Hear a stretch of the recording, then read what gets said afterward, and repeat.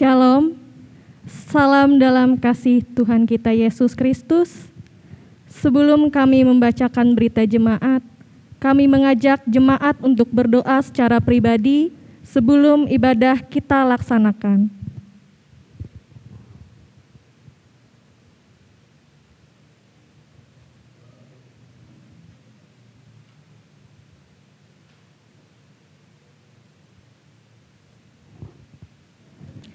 Berita jemaat ibadah minggu tanggal 28 Februari 2021. Pada kebaktian minggu 28 Februari 2021 pukul 9 WIB, pendeta yang akan melayani kita, Pendeta Santi Miyawati MTH, dibantu oleh penetua dan diakon jemaat GKE Yerusalem. Pada kebaktian Minggu 7 Maret 2021 pukul 9 WIB, pendeta yang akan melayani kita, Pendeta Mulyadi MTH, dibantu oleh panatua dan diakon jemaat GKE Yerusalem. Diinformasikan kepada jemaat sekalian, pada kebaktian Minggu 7 Maret 2021, kita memasuki Minggu Sengsara keempat dan dirayakan Hari Doa Sedunia, Hari Doa Anak-anak Sedunia. BPH Majelis GKE Yerusalem menyampaikan ucapan terima kasih kepada Majelis Resort GKE Palangkaraya, Majelis Jemaat GKE Yerusalem, dan peserta persidangan Jemaat GKE Yerusalem atas terselenggarakannya persidangan Jemaat GKE Yerusalem yang ke-8 tahun 2021 pada tanggal 20 Februari 2021, dan selamat atas pelantikan MP BPP Majelis Jemaat periode 2021 sampai dengan 2026. Tuhan memberkati karya dan layanan kita bersama. Mohon dukungan doa dari anggota jemaat bagi anggota jemaat yang sakit, baik yang dirawat di rumah maupun dirawat di rumah sakit. Bagi anggota jemaat yang ingin melaksanakan ibadah keluarga dan ucapan syukur, akan dilayani dan dapat menyampaikan kepada BPH atau pengurus lingkungan masing-masing dengan memperhatikan protokol kesehatan. Selamat berulang tahun bagi warga jemaat yang berulang tahun kelahiran dan ulang tahun pernikahan sepanjang minggu ini. Majelis Jemaat GKE Yerusalem mengucapkan terima kasih kepada anggota jemaat yang beribadah di rumah pada pagi hari ini. Majelis Jemaat GKE Yerusalem mengucapkan terima kasih kepada pendeta yang menyampaikan firman Tuhan dan panatua, diakon, serta seluruh petugas yang melayani pada kebaktian saat ini. Demikian berita jemaat kita pada minggu ini. Selamat beribadah kepada jemaat sekalian. Tuhan Yesus memberkati. Bapak, Ibu, Saudara-saudara, salam sejahtera dalam kasih Tuhan kita Yesus Kristus. Selamat beribadah pada pagi hari ini, dimanapun Anda berada. Baiklah, kita persiapkan diri, jemaat menyanyi dari PKJ nomor 8, bait pertama, keempat, dan kelima. Bukalah gapura indah.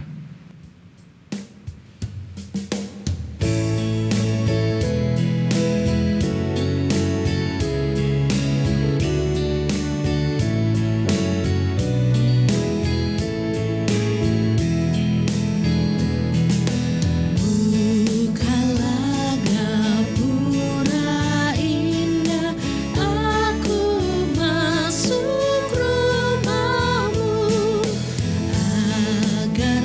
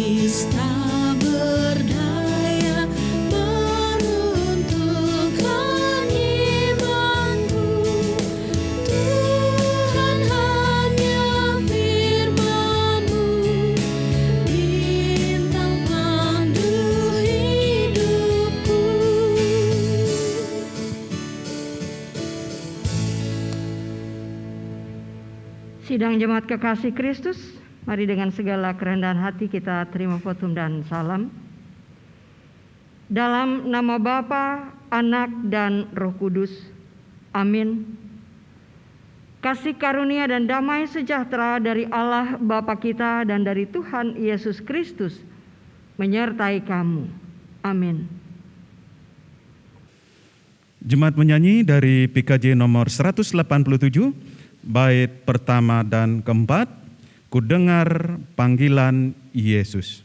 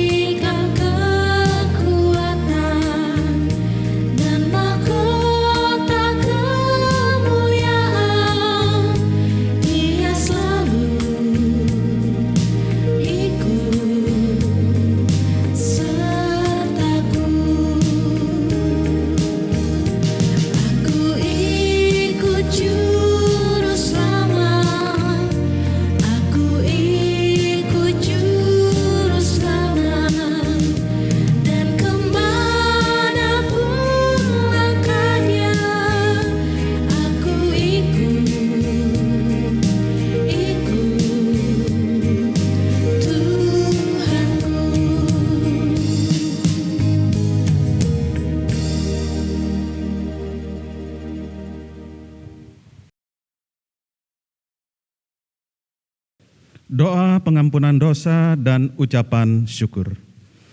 Mari kita merendahkan diri di hadapan Tuhan, mengaku dosa dan mengucap syukur dalam doa. Kita berdoa.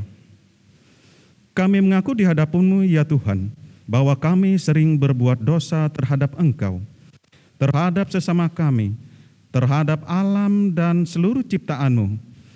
Kami lupa berbelas kasihan terhadap sesama ciptaan-Mu dan yang ada di sekitar kami. Kami sering berlaku kurang adil, hidup untuk diri kami sendiri. Kami lalai dalam berdoa dan beribadah kepadamu. Pandemi COVID-19 yang tengah melanda kami mengingatkan betapa lemah dan fananya hidup kami.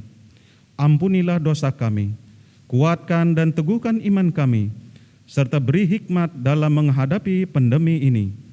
Di tengah kealpaan dan dosa ini, kami bersyukur karena kasih-Mu yang tiada terbatas itu telah memungkinkan dan melayakkan kami untuk berbakti kepadamu.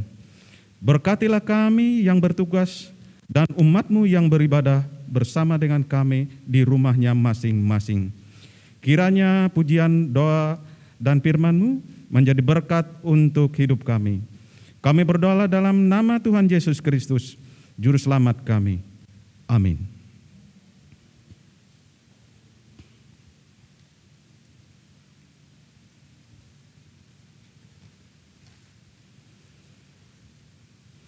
Pembacaan Alkitab untuk kita. Marilah kita mendengar firman Allah yang tertulis di dalam kitab Kejadian, pasal 17 ayat 1 hingga yang ke-7, dengan perikop sunat sebagai tanda perjanjian Allah dengan Abraham.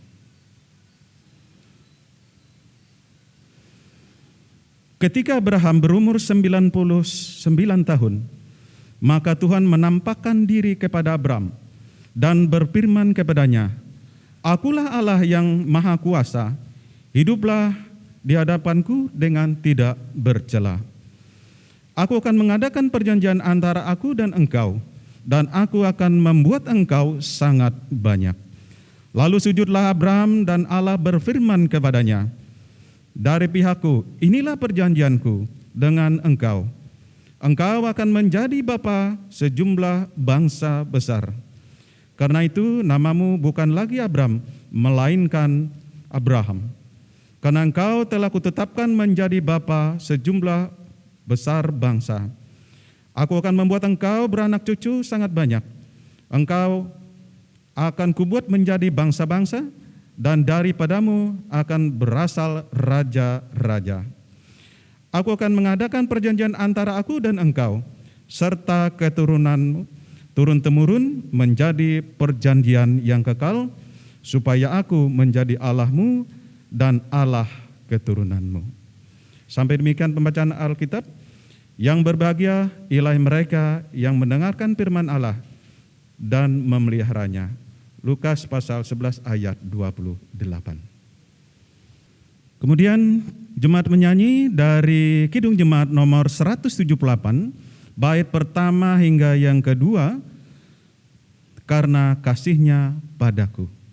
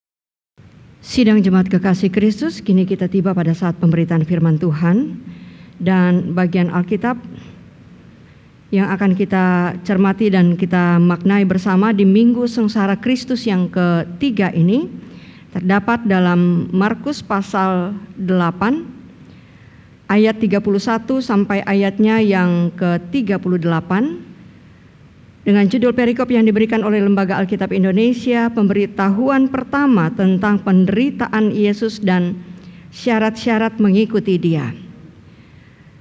Ibu Bapa, Jemaat Kekasih Kristus, sebelum kita membaca dan merenungkan firman Tuhan, mari kita bersatu dalam doa Kita mohon pimpinan Roh Kudus. Terpujilah Engkau ya Allah, yang empunya langit dan bumi, yang menjadikan semesta dan menempatkan kami dalam kehidupan ini. Terima kasih untuk perjalanan hidup yang telah Kau dampingi, sehingga setiap kami boleh merasakan bagaimana kekuatan penopangan Tuhan memampukan kami menjalani hari-hari kami. Layakan kami kembali di minggu sengsara Kristus yang ketiga ini, memberi diri untuk dipakai dan dibentuk oleh Tuhan. Oleh sebab itu, kami serahkan tubuh, jiwa, dan roh kami, karena sesaat lagi kami akan membaca dan merenungkan firman-Mu. Urapi dan pakailah hamba-Mu yang akan menyampaikan dengan segala keterbatasan hamba-Mu ini, dan berkatilah sekalian jemaat-Mu yang mendengarkan, agar dalam tuntunan dan kehendak Allah saja kami tahu dan mengerti apa yang harus kami kerjakan di kehidupan kami. Terima kasih ya Allah, dalam dan oleh Yesus Kristus kami berdoa dan mengucap syukur. Amin. Markus pasal 8 ayat 31 sampai ayatnya yang ke-38 menuliskan demikian. Kemudian mulailah Yesus mengajarkan kepada mereka bahwa Anak Manusia harus menanggung banyak penderitaan dan ditolak oleh tua-tua, imam-imam kepala dan ahli-ahli Taurat, lalu dibunuh dan bangkit sesudah 3 hari. Hal ini dikatakannya dengan terus terang, tetapi Petrus menarik Yesus ke samping dan menegur dia. Maka berpalinglah Yesus dan sambil memandang murid-muridnya, ia memarahi Petrus, katanya, "Enyahlah iblis, sebab engkau bukan memikirkan apa yang dipikirkan Allah, melainkan apa yang dipikirkan manusia." Lalu Yesus memanggil orang banyak dan murid-muridnya dan berkata kepada mereka, "Setiap orang yang mau mengikut aku, ia harus menyangkal dirinya, memikul salibnya, dan mengikut aku. Karena siapa yang mau menyelamatkan nyawanya, ia akan kehilangan nyawanya. Tetapi barang siapa kehilangan nyawanya karena aku dan karena Injil, ia akan menyelamatkannya. Apa gunanya seorang memperoleh seluruh dunia tetapi ia kehilangan nyawanya? Karena apakah yang dapat diberikannya sebagai ganti nyawanya? Sebab barang siapa malu karena aku dan karena perkataanku di tengah-tengah angkatan yang tidak setia dan berdosa ini, Anak Manusia pun akan malu karena orang itu apabila ia datang kelak dalam kemuliaan Bapanya diiringi malaikat-malaikat kudus." Demikian Ibu Bapa Jemaat Kekasih Kristus, Shalom. Bagian Alkitab atau Markus pasal 8 ayat 31 sampai 38 ini seyogyanya mesti kita baca dari ayatnya yang ke-27. Dan hari ini dengan segala rasa syukur dan terima kasih kita kepada Allah, kita dilayakan kembali untuk ada dalam ibadah kudus ini di hari perhentian Tuhan ini, untuk bersama-sama dengan anggota keluarga kita, dengan orang-orang terdekat kita. Ya, walaupun kita juga mengetahui bahwa masih begitu banyak dan begitu besar pergumulan kita atas situasi dan masa sekarang ini yang harus kita hadapi. Nah, berkaitan dengan situasi ini, kenapa saya katakan kita tetap harus mengucap syukur, karena kita kini kembali boleh berada dan bahkan boleh memasuki minggu sengsara Kristus yang ketiga. Artinya bahwa tidak berapa lama lagi masa raya Paskah yang disebut sebagai pesta kemenangan orang percaya itu akan kita jelang. Dan itu menjadi tanda bagi kita bahwa masih banyak juga dan masih besar juga kesempatan yang Tuhan berikan untuk boleh menikmati kehidupan kita, menjalani kehidupan kita dan menikmati berkat-berkat Tuhan. Nah, terkait dengan nats yang kita renungkan dan kita cermati bersama pada pagi minggu ini, kenapa saya katakan perlu sebenarnya seyogyanya kita baca dari ayatnya yang ke-27. Karena ketika Yesus kembali bercakap-cakap dengan muridnya, membicarakan, memberikan pengajaran kepada muridnya, itu didahului dengan pertanyaannya kepada murid-muridnya yang kita bisa jumpai dan temui dalam ayat 27 sampai ayatnya yang ke-31, ketika di situ Yesus bertanya kepada murid-muridnya dengan dua pertanyaan. Pertama, dia bertanya, kata orang siapakah aku ini? Dan itu dijawab dengan beberapa pendapat yang berbeda. Ada yang mengatakan bahwa ada yang mengatakan Yohanes Pembaptis, ada juga yang mengatakan Elia, dan bahkan ada pula seorang dari para nabi. Dan kalimat itu kemudian dipertegas dengan kalimat pertanyaan berikutnya yang disampaikannya kepada murid-muridnya dengan bertanya, tetapi apa katamu, siapakah aku ini? Maka dengan lantang di situ Petrus menjawab, engkau adalah Mesias. Nah, saudara serta ibu bapak jemaat kekasih Kristus, satu hal yang menarik dari pertanyaan Yesus, dan mungkin itu yang berbeda dengan apa yang sering terjadi. Karena dalam perjalanan masing-masing orang bisa saja kita juga mengungkapkan pertanyaan yang sama. Menurut kamu siapakah aku? Menurut orang siapakah aku? Ya. Tetapi yang membuat itu berbeda adalah kalau kita bertanya itu, kadang kita bisa menerima dengan mudah penilaian orang lain, apalagi kalau penilaian orang lain itu baik dan bahkan kita anggap sebagai pujian. Tetapi akan membuat kita berada dalam satu pergumulan tersendiri ketika kita mendengar penilaian orang, apalagi penilaian orang-orang terdekat yang umumnya jujur. Mereka mengatakan sesuatu yang tidak menyenangkan hati kita, sehingga kita menganggap bahwa orang telah menghakimi kita. Nah, apakah hal yang serupa yang ada di balik pertanyaan Yesus? Tentu tidak. Yesus tidak hanya sekedar menggali informasi. Yesus tidak hanya sekedar ingin mengetahui penilaian orang atas dirinya. Tapi terlebih di balik setiap pertanyaannya, ia ingin tahu seberapa banyak orang tahu apa yang telah disampaikan dan diajarkan oleh Yesus kepada mereka. Nah, tentu saja dengan penilaian-penilaian baik itu, murid-muridnya yang sudah mendengar penilaian yang cukup tinggi, karena Yesus dianggap seperti Yohanes Pembaptis, seperti apakah dia juga Elia ataukah dia seorang dari para nabi, dan bahkan Petrus dengan lantang menjawab bahwa engkau adalah Mesias. Ternyata menempatkan kita dan murid-murid Yesus pada saat itu, ketika kita berada di posisi mereka, tentu mereka berpikir bahwa itu adalah sesuatu yang baik. Itu adalah sesuatu yang menyenangkan. Itu adalah sesuatu yang akan menuntun mereka untuk tetap menempatkan Yesus sebagaimana yang mereka inginkan. Tapi sesuatu yang berbanding terbalik terjadi ketika kemudian Yesus menyampaikan pengajarannya, dan itu yang kita baca mulai dari ayatnya yang ke-31. Ketika kemudian Yesus berkata bahwa ia justru menolak, bahkan ia menolak bahwa ternyata tidak semua orang memberikan penilaian baik itu terhadap dirinya. Ia tahu itu, jadi tentu saja karena ia adalah Allah, ia tahu bahwa setiap penilaian disampaikan kepadanya tidak semua seperti yang disampaikan oleh murid-muridnya. Bahkan dikatakan ia harus menanggung banyak penderitaan, ditolak oleh tua-tua, imam-imam kepala dan ahli-ahli Taurat, dan bahkan lalu dibunuh dan bangkit sesudah hari yang ketiga. Apa yang terjadi dalam diri murid-muridnya?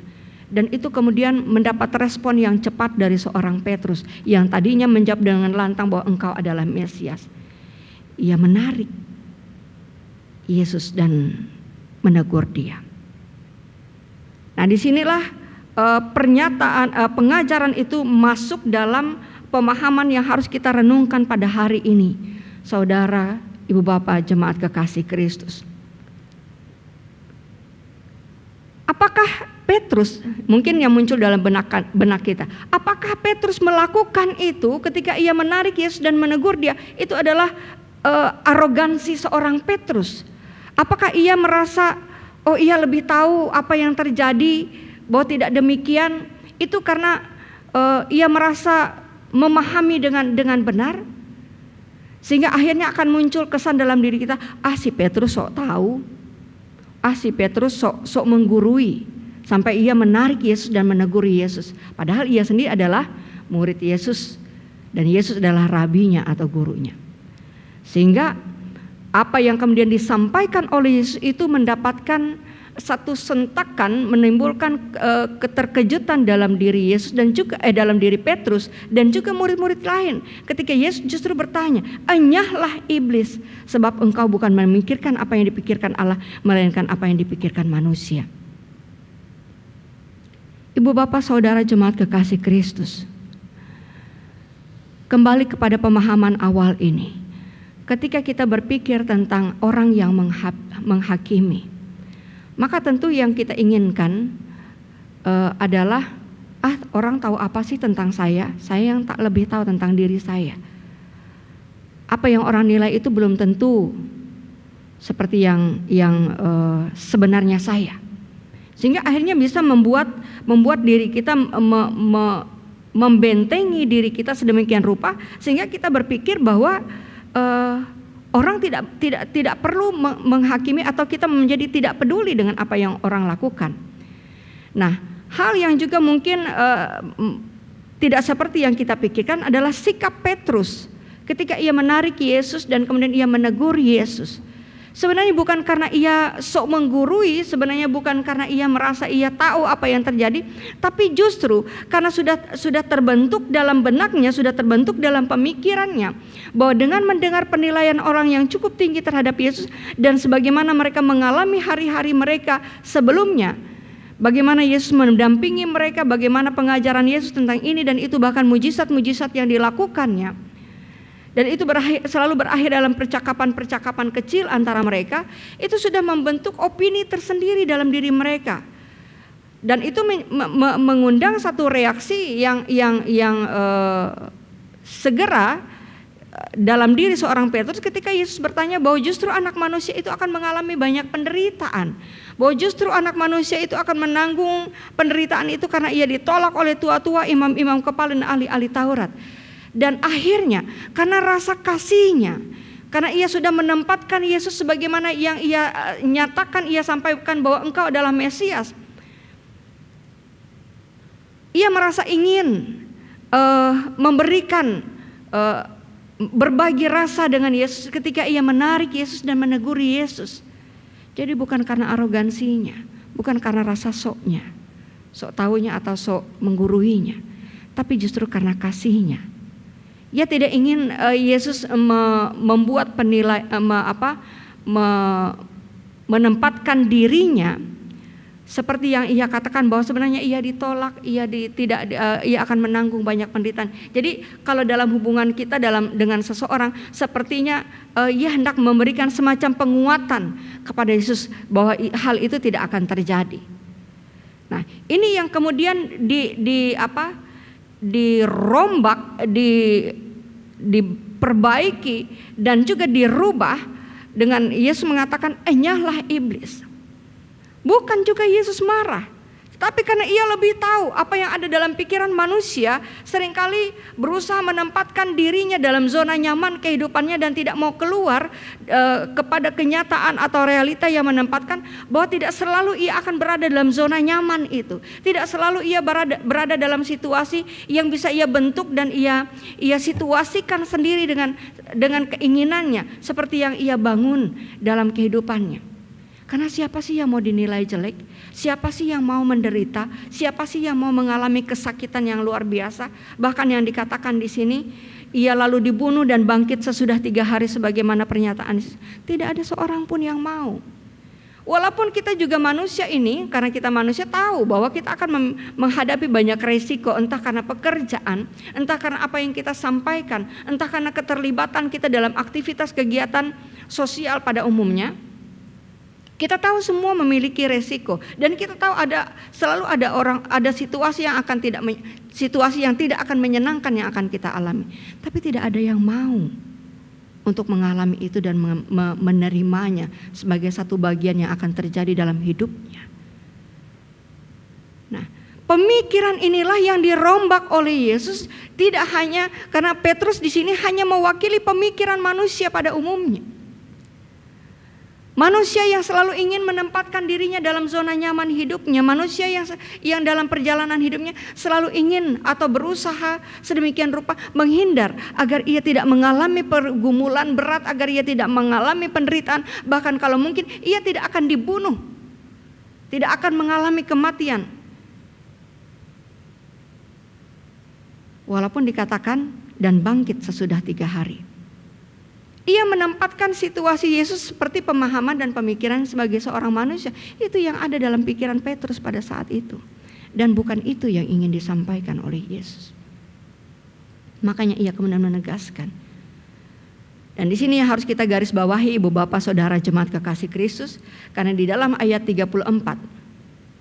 Ketika Yesus memanggil orang banyak dan murid-muridnya dan berkata kepada mereka, setiap orang yang mau mengikut aku, ia harus menyangkal dirinya, memikul salibnya dan mengikut aku. Penegasan pertama sudah disampaikan oleh Yesus bahwa setiap orang yang mau. Jadi kata mau itu tidak ada tekanan, tidak ada paksaan, tidak ada desakan untuk orang mau harus mengikuti dia. Tetapi siapa yang mau, berarti ia sudah tahu resikonya mengikuti Yesus. Ia sudah tahu bahwa ketika ia mengikuti Yesus, ia akan menaruh rasa harap dan percaya sepenuhnya kepada Yesus. Dan inilah yang akan kita sebut sebagai ciri-ciri kehidupan orang Kristen yang sejati. Bahwa seseorang yang sudah memberi dirinya untuk mau mengikut Kristus, yang mau menjadi umat Allah, yang mau menjadi murid-murid Kristus, adalah ia yang ketika ia menaruh harap dan menyerahkan dirinya menerima panggilan itu, maka ia harus memenuhi panggilan itu. Walaupun tentu akan ada banyak rupa-rupa hal yang terjadi, ia tidak akan selalu berada dalam zona aman hidupnya. Ia tidak akan selalu merasakan kenyamanan, atau ia tidak akan selalu berpikir bahwa karena saya sudah menjadi pengikut Kristus, saya akan terhindar dari celaka bahaya, saya akan terhindar dari hal-hal yang menyakitkan dan membawa saya kepada penderitaan. Mungkin itu kita berpikir. Karena kalau kita berpikir demikian, maka kita juga akan dengan mudah berpikir sebaliknya ketika kita menjumpai orang-orang yang kelihatan hidupnya tidak nyaman, ketika kita menemui bahwa ada orang yang hidupnya mungkin begitu banyak masalah, maka kita berpikir bahwa hidupnya tidak disertai oleh Tuhan. Dan itu yang membawa kita kepada sempitnya pemahaman kita tentang arti dan makna dari penyertaan Tuhan dalam kehidupan kita, yang kemudian kita perluas dan kita jabarkan dalam arti berkat dalam kehidupan kita. Karena kita berpikir bahwa penyertaan Tuhan, berkat Tuhan itu ditandai dengan kenyamanan, kemapanan, kebaikan, kelimpahan, kecukupan, sukacita, kegembiraan yang akan selalu menjadi bagian kita. Sementara sebaliknya kemudian itu yang kemudian menjadi pergumulan terbesar kita ketika kita mengalami hal yang sebaliknya. Maka kita bertanya, apakah Tuhan sudah menyertai hidup saya? Apakah Tuhan sudah bersama-sama dengan saya? Nah, di sini Yesus kemudian mengajak kita berpikir lebih jauh dan lebih dalam lagi. Karena ketika kita dipanggil untuk mengikuti Yesus, Allah tidak pernah memaksa kita, harus kamu mengikut aku, tidak. Dan bahkan ini ditegaskan kembali oleh Yesus dengan mengatakan, setiap orang yang mau mengikut aku, ia harus menyangkal dirinya, memikul salibnya dan mengikut aku. Yang mau. Ya. Nah, artinya kalau kita sudah mau menjadi murid Kristus, artinya ketika kita sudah mau mengikut Kristus, maka kita harus berlawanan dengan keinginan kedagingan kita yang tidak pernah ingin menderita dan berkekurangan itu. Itu yang hendak disampaikan. Menyangkal diri berarti kita harus berlawanan dengan bisikan-bisikan hati kita. Misalnya ketika kita melakukan satu pekerjaan yang kita tahu pekerjaan itu baik, tetapi ketika itu mengandung risiko berat, siapa sih yang mau menderita? Akhirnya kita menjauh, akhirnya kita menghindar. Atau ketika itu terkait dengan pekerjaan kita, di mana kita harus bertanggung jawab dengan apa yang kita lakukan. Tetapi supaya kita nyaman, supaya kita aman, supaya kita tetap baik-baik saja, maka kemudian nggak usah lah dulu saya melakukan itu, nggak usah lah dulu saya melakukan ini. Banyak hal yang bisa saja kita alami dan rasakan. Tentu tidak cukup satu kalimat atau dua kalimat untuk membahasakan itu semua. Tapi jelas apa yang dikatakan oleh Yesus. Yang mau mengikut aku, ia harus menyangkal dirinya. Berarti kita akan menghadapi pertentangan-pertentangan dalam kehidupan kita. Tidak hanya dengan orang-orang yang ada di sekitar kita, tapi juga bahkan dengan diri sendiri. Kita akan mengalami penderitaan yang terjadi karena penolakan bukan karena apa yang dilakukan orang lain terhadap kita, tapi bahkan juga yang dikatakan oleh nurani kita terhadap kita. Dan itu tidak cukup hanya di situ. Sudah kita diharuskan menyangkal diri, artinya ketika kita percaya kepada Yesus, kita hanya mendengarkan Dia, kita mempertaruhkan hidup kita hanya dalam penyertaan dan bimbingannya. Harus pula kita memikul salib. Ya. Jadi mengingatkan kembali supaya tidak lagi terdengar ada orang yang mengatakan, saya sudah turut memikul salib Kristus. Karena ternyata memang kita bukan memikul salib Kristus, kita memikul salib kita sendiri. Salib itu adalah gambaran dari pergumulan dan perjuangan dalam hidup kita. Ketika ada saat-saat di mana kita harus keluar dari zona aman kita, di mana kita harus berhadapan dengan penolakan atau pertentangan yang bisa saja terjadi, yang mungkin saja menempatkan kita dalam situasi dan kondisi yang tidak nyaman dalam hidup kita. Tapi disitulah arti dari mengikut Kristus yang sebenarnya. Dan itu dipertegas kemudian dengan kalimat berikutnya. Karena siapa yang mau menyelamatkan nyawanya, ia akan kehilangan nyawanya. Artinya begini saudara. Karena seringkali ketika kita berhadapan dengan pekerjaan yang berisiko, bahkan yang mungkin ketika itu terkait, maka kita berusaha untuk menutupi itu. Saya pernah mendengar cerita seorang anggota jemaat. Ini di tempat pelayanan saya sebelum berada di Palangkaraya ini. Ketika dia berurusan dengan seorang pejabat, dan dia mengenal baik pejabat itu sebagai sesama anggota gereja. Ternyata apa yang terjadi? Ketika sampai dalam pekerjaan itu, si pejabat ini mengatakan bahwa kamu harus melakukan ini dan itu, yang ia tahu. Si bapak ini tahu bahwa apa yang dikatakan pejabat ini adalah sesuatu yang melanggar aturan. Lakukan ini. Jadi ketika ia berada dalam keheranan itu dan ia sampaikan dengan kalimatnya, itu direspon oleh bapak. Jangan lihat kita di jemaat, katanya. Saya penatua itu di jemaat. Di luar ya beginilah saya, gitu. Wow. Dengan mudahnya ia mengatakan itu. Tapi itu adalah satu bagian kecil yang bisa saja terjadi dalam kehidupan kita, saudara. Bahwa ada orang-orang yang tidak mau menyangkali dirinya. Ada orang-orang yang tidak mau memikul salibnya dengan benar. Ada orang yang memiliki pengetahuan tentang kebenaran, tapi memiliki kasih, tapi ia tidak menerapkannya dengan bijaksana. Ya. Maka jadilah seperti apa yang dikatakan ayat 36. Apa gunanya seorang memperoleh seluruh dunia tetapi ia kehilangan nyawanya? Karena memang pada akhirnya kita tidak akan bisa bertahan hidup dalam dunia ini. Pada akhirnya kita akan tetap kembali kepada Sang Pencipta. Dan pada saat itulah kita menghadapi satu situasi yang justru lebih berat dengan apa yang kita lakukan dalam kehidupan kita. Yaitu kita bertanggung jawab di hadapan Allah tentang apa yang sudah kita lakukan dan kerjakan. Jadi kita perlu menggarisbawahi beberapa kalimat ini. Mari kita camkan dalam diri kita masing-masing. Sebagaimana Kristus menerima sengsaranya, sebagaimana Kristus memahami sengsaranya sebagai bagian dari rencana Tuhan atas hidupnya. Mari kita juga belajar dari teladan Kristus itu. Memahami bahwa selalu ada rencana Tuhan dalam kehidupan kita. Walaupun ada saat di mana kita merasa diremukkan oleh Allah, di mana kita merasa bahwa kita sedang dihempaskan oleh satu situasi dan kondisi, di mana kita mendapatkan penilaian yang tidak selalu baik atas hidup kita. Mari kita jadikan apa yang orang sampaikan itu sebagai cara kita untuk memperbaiki diri, sebagai cara kita untuk introspeksi diri, sebagai cara kita untuk menata kehidupan kita yang lebih baik ke depannya. Dan bahkan ketika itu terkait dengan iman percaya kita kepada Allah. Karena apa saudara? Barang siapa malu karena aku dan karena perkataanku di tengah-tengah angkatan yang tidak setia dan berdosa ini, Anak Manusia pun akan malu karena orang itu. Apabila ia datang kelak dalam kemuliaan Bapanya diiringi malaikat-malaikat kudus. Tentu ini yang paling tidak kita harapkan. Karena sebagai orang-orang percaya kita tahu bahwa kehidupan kita tidak akan berakhir di dunia fana ini. Tapi kehidupan kita akan berakhir di hari penghakiman Tuhan. Di hari di mana kita harus mempertanggungjawabkan. Di mana hari itu adalah hari yang menentukan apakah kita adalah orang-orang yang bertahan sampai akhir. Ataukah kita adalah orang-orang yang mudah digoyahkan. Hanya pengaruh-pengaruh yang kita terima dari luar. Entah itu penilaian orang atau perkataan atau pernyataan. Sehingga akhirnya kita menjadi orang-orang yang tidak bertahan dan tidak mau menderita. Mari saudara, kita cermati dan kita renungkan nats ini. Dan mari kita memuliakan Tuhan dengan kehidupan kita senantiasa.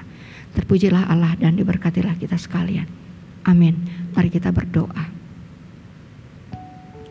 Terima kasih Tuhan untuk kebaikan-Mu. Terima kasih ya Allah untuk pengajaran-Mu. Layakan untuk kami mencermati dan merenungkannya. Bimbinglah kami dan jangan biarkan kami berada dalam kekerasan hati kami, sehingga apa yang kami lakukan tidak berkenan di hadapan Tuhan. Kini kami bawa segenap anggota jemaat-Mu di dalam penyerahan diri kepada Tuhan. Tentang banyak hal yang terjadi dalam kehidupan kami. Akan banyak situasi yang kami alami dan kami jumpai. Masa pandemi yang belum juga berakhir, yang tetap harus menempatkan kami dalam situasi dan kondisi di mana kami harus mewaspadai segala sesuatu.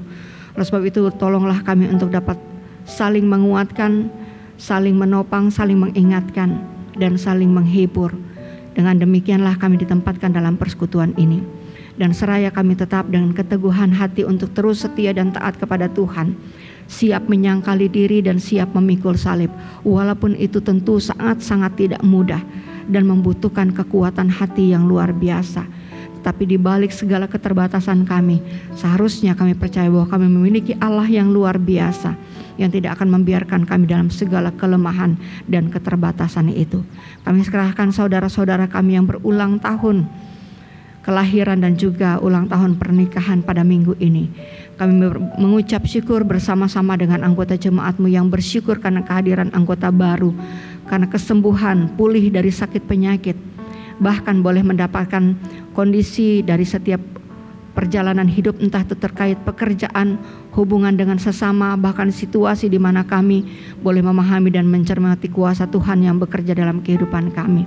Kami berdoa pada saat ini juga agar kiranya Engkau menolong kami, menambahkan bilangan orang-orang yang sembuh, yang terpapar COVID-19 ini, dan mengurangi bilangan orang yang tertular, agar kami dapat memulihkan situasi kondisi ini dengan kewaspadaan dan kehati-hatian.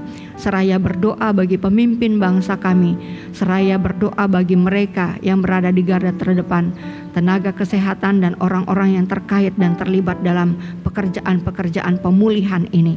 Dan bahkan setiap orang yang memberi diri untuk dipakai bagi segala bentuk kegiatan, segala bentuk aktivitas, segala bentuk pekerjaan, agar kondisi bangsa dan negara kami ini juga dapat kembali membaik. Bahkan di saat ini tidak hanya itu yang kami hadapi, kami mendengar berita ada begitu banyak bencana yang terjadi di beberapa belahan negeri ini. Banjir dan juga kondisi-kondisi dari bencana alam, gempa dan lain sebagainya. Yang tentunya walaupun kami di tempat ini tidak mengalaminya, tapi membawa kami seharusnya bersimpati dan berempati dengan saudara-saudara kami yang mengalami bencana, dan kami turut mendoakan mereka seraya membantu dengan apa yang dapat kami lakukan dan kerjakan. Terima kasih Tuhan, segala perjalanan hidup kami pertaruhkan dalam tangan-Mu, bahkan di tengah-tengah jemaat-Mu ini. Ketika kami juga mendoakan kehidupan pribadi, rumah tangga, keluarga kami. Ketika kami mendoakan anak-anak kami yang belum dapat bersekolah secara normal, dan bahkan kami juga tidak dapat bekerja secara maksimal karena berbagai kondisi yang tetap harus kami waspadai. Tapi berikan kemampuan kami untuk tetap memberikan yang terbaik dari apa yang dapat kami lakukan dan kerjakan. Demikian pula kami berdoa bagi kehidupan berjemaat kami, bagi kehidupan bergereja kami, bagi kehidupan persekutuan pelayanan di lingkungan Jemaat GKI Yerusalem ini. Mampukan kami dalam doa syafaat ini untuk memberi diri ya Allah dipakai oleh Tuhan dengan karunia dan talenta serta apa yang ada pada kami, untuk kami dapat sharing kehidupan dengan segala sesuatu yang mampu kami lakukan dan kerjakan. Bahkan ketika kami berusaha merangkul begitu banyak keinginan hati dan juga pengetahuan dari segenap anggota jemaat-Mu untuk menjadi lebih peduli dengan pembangunan gereja Yerusalem ini, yang masih membutuhkan banyak sekali dana dan tidak mudah untuk mendapatkan anggaran yang kami perlukan di masa-masa seperti sekarang ini dengan segala keterbatasannya. Tapi kami percaya kami tidak akan pernah mengalami kekurangan, kami tidak akan pernah mengalami ketiadaan dan kehampaan, karena kami memiliki Engkau yang tidak akan menutup pintu rezeki, yang akan selalu buka jalan bagi kami, sehingga panitia pembangunan dapat tetap meneruskan pekerjaan mereka sebagai perwakilan jemaat untuk membangun gereja Yerusalem ini dengan topangan banyak jemaat melalui kemampuan doa, pikiran, dan tenaga. Terima kasih Tuhan, terima kasih Yesus Kristus. Dan di minggu sengsara Kristus yang ketiga ini, biarlah hari demi hari berjalan dalam penyertaan Tuhan. Terpujilah nama-Mu ya Allah, sehingga pesta kemenangan orang percaya di masa raya Paskah menjadi kekuatan bagi kami untuk memberi diri dipakai menjadi alat di tangan Tuhan. Dengarkanlah seru doa kami ya Bapa, yang kami alaskan dalam doa bersama kami. Bapa kami yang ada di sorga, dikuduskanlah nama-Mu. Jadilah kehendak-Mu di bumi seperti di sorga. Dan berilah kami pada hari ini makanan kami yang secukupnya, serta ampunilah kami akan kesalahan kami, seperti kami juga mengampuni orang yang bersalah kepada kami. Janganlah bawa kami ke dalam pencobaan, tapi lepaskanlah kami daripada yang jahat. Karena Engkau yang punya kerajaan dan kuasa dan kemuliaan sampai selama-lamanya. Amin.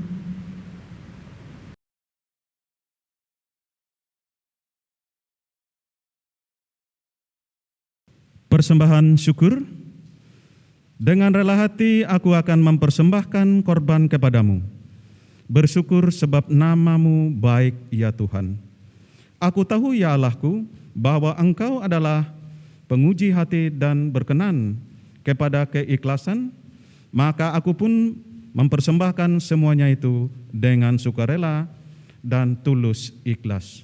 Mazmur pasal 54 ayat 8 dan 1 Tuari 29 ayat 17a. Sebelum kita kumpulkan persembahan, mari kita berdoa untuk persembahan kita.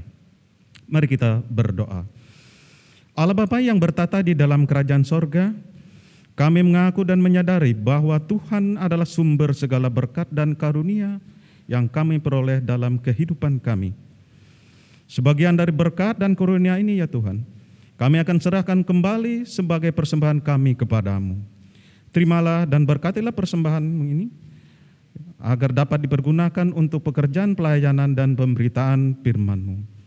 Bukalah hati kami agar kami mampu mengenal betapa banyaknya berkat dan karunia yang kami peroleh dari Tuhan, sehingga kami senantiasa selalu bersyukur kepadamu. Di dalam nama anak-Mu Yesus Kristus kami berdoa. Amin. Sementara jemaat mempersembahkan persembahan syukur, jemaat menyanyi dari Kidung Jemaat nomor 387 bait pertama dan seterusnya, ku heran Allah mau memberi.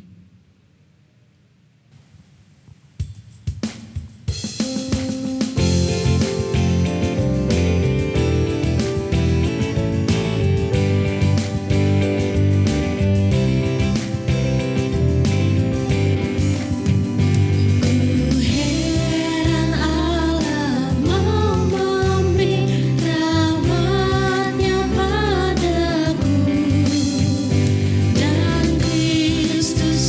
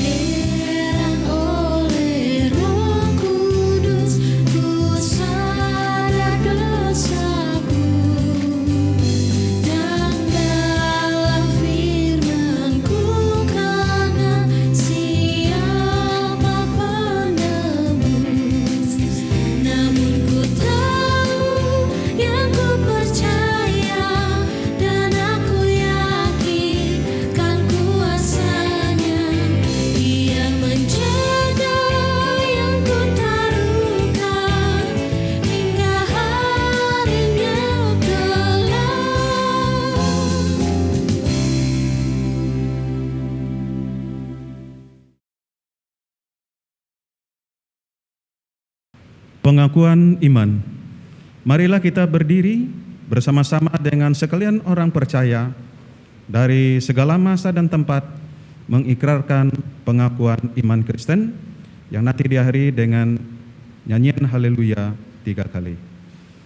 Aku percaya kepada Allah Bapa yang Maha Kuasa, Khalik langit dan bumi, dan kepada Yesus Kristus anaknya yang tunggal Tuhan kita, yang dikandung daripada Roh Kudus, lahir dari anak darah Maria, yang menderita di bawah pemerintahan Pontius Pilatus, disalibkan, mati dan dikuburkan, turun ke dalam kerajaan maut. Pada hari yang ketiga bangkit pula dari antara orang mati, naik ke surga, duduk di sebelah kanan Allah Bapa yang Maha Kuasa, dan akan datang dari sana untuk menghakimi orang yang hidup dan yang mati. Aku percaya kepada Roh Kudus, gereja yang kudus dan am, persekutuan orang kudus, pengampunan dosa, kebangkitan daging, dan hidup yang kekal.